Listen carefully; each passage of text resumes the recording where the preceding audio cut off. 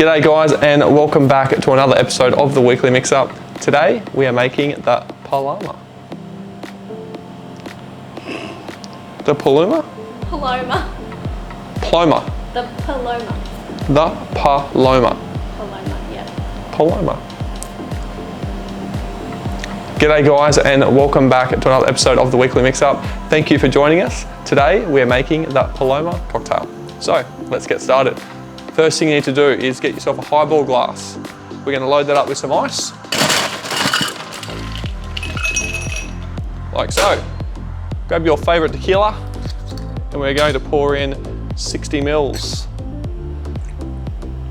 directly into your glass. We're going to get a pinch of salt straight into the glass. About 30 mils of lime juice, fresh lime juice. You can measure it out, which I'm going to do today. Make sure we get enough. It's normally about a whole lime, depending on the size, obviously.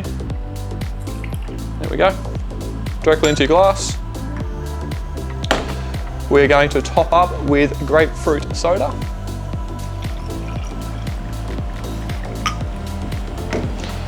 And we're going to put a little more ice in there. Beautiful. To garnish, we're going to use a dried lime wheel.